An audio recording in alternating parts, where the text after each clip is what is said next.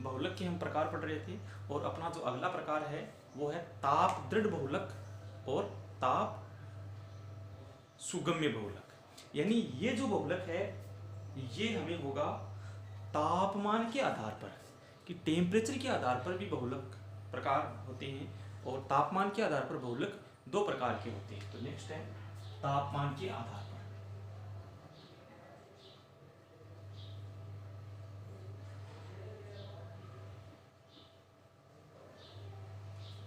तापमान के आधार पर बहुलक दो प्रकार के होते हैं।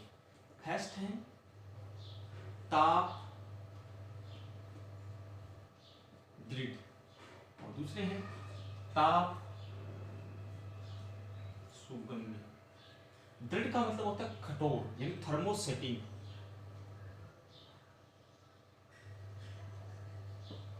और यह थर्मोप्लास्टिक।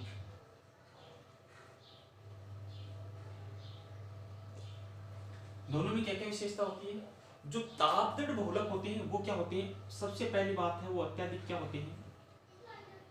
अत्यधिक इलास्टिक होते हैं, बहुत ज्यादा कठोर होते हैं, और ये मुलायम व लचीले होते हैं। मुलायम भी होते हैं और लचीले भी होते हैं। इनके गलनांक और कवथनांक उच्च होते हैं। गलनांक उच्च होते हैं ताप दृढ़ के, और इनके क्या होते हैं? गलनांक कम होते हैं।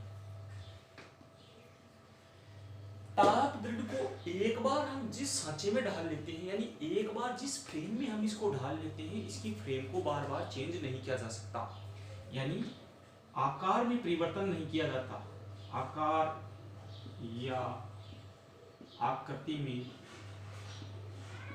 बदलाव नहीं होता है। ये होते हैं इनके आकार या आकृति में बदलाव।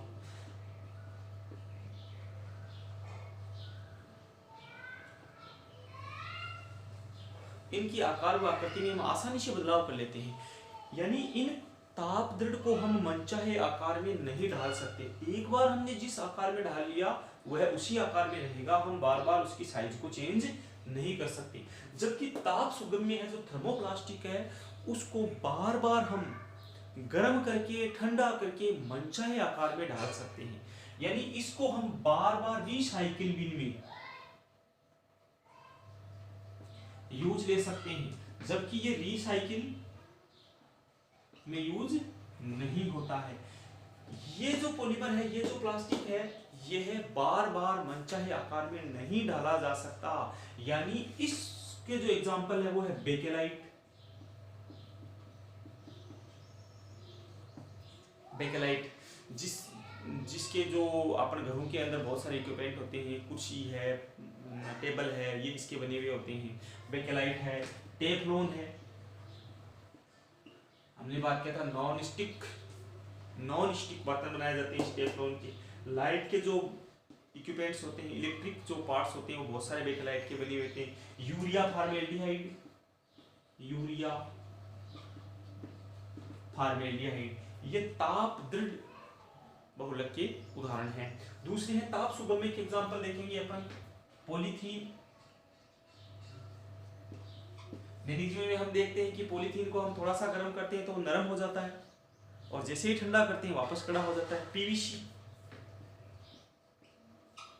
छोटे पाइप, कृषि के खेती बाड़ी में जो काम आते हैं वो पाइप पीवीसी के बने हुए होते हैं, तो वो थोड़े से गर्म करके हम उनको मनचाहे आकार में ढाल लेते हैं। एक पाइप के ऊपर दूसरा पाइप भी आसानी से लगा सकते हैं। छोटी पाइप की लाइनें आती है, बच्चों के छोटे हल्के खिलौने आते हैं, वो सारे के सारे ताप सुगम्य के होते हैं। तो ये हो गया तापमान के आधार पर क्लासिफिकेशन। ओके,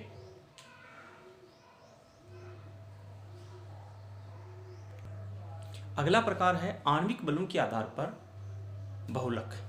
आणविक बलों के आधार पर जो बहुलक हैं ये दो प्रकार के होते हैं। एक तो होते हैं प्रत्यास्थ बहुलक और दूसरे होते हैं रेशे। प्रत्यास्थ बहुलक या इलास्टोमर्स को हम रबर भी कह सकते हैं, तथा रेशे या फाइबर्स को हम यार्न या धागे भी कह सकते हैं। दोनों में हम डिफरेंस करते हैं क्या क्या होता है। जो प्रत्यास्थ बहुलक या रबर होते हैं उनकी शाखाएं दुर्बल अंतर आणविक बलों द्वारा जुड़ी हुई रहती है। उनके मध्य जो अंतर आणविक बल होते हैं वो दुर्बल होते हैं और इनमें क्रॉस बंध भी पाया जाता है, क्रॉस बंध भी रहते हैं अंदर। जबकि जो रेशे होते हैं उनमें प्रबल अंतर आणविक बल पाए जाते हैं, प्रबल अंतर आणविक बल होते हैं इनके अंदर। प्रत्यास्थ बहुलक या जो इलास्टोमर्स है उनको जब खींचते हैं तो उनके तिर्यक बंध खुल जाते हैं, यानी उनकी कुंडलियां खुल जाती है और वो लंबे हो जाते हैं। जैसे ही हम बल हटाते हैं वापस वो अपनी पूर्व अवस्था में आने की कोशिश करते हैं। रेशे होते हैं उनमें अंतर आणविक जो व्यवस्थाएं होती है वो निबिड़ संकुलित व्यवस्था होती है, क्रिस्टलों के समान व्यवस्थाएं होती है। तो निबिड़ संकुलित व्यवस्था होने के कारण इनको हम खींच कर लंबा नहीं कर सकते, खींचा नहीं जा सकता है। यानी जो अगला पॉइंट हम पढ़ते हैं कि जो प्रत्यास्थ बहुलक होते हैं उनकी जो संरचनाएं होती हैं वो पूर्ण रूप से व्यवस्थित नहीं होती है, व्यवस्थित नहीं होती है। जबकि जो रेशे हैं उनकी जो संरचनाएं होती है, क्योंकि निबिड़ संकुलित संरचनाएं होती है तो वो संरचनाएं क्या होती है, अत्यधिक व्यवस्थित होती है। उसके बाद में जो इलास्टोमर्स या रबर्स हैं उनके गलनांक और कवथनांक भी अत्यधिक कम होते हैं, जबकि जो फाइबर्स या रेशे हैं उनके गलनांक और कवथनांक भी अधिक होते हैं, ज़्यादा होते हैं उनके।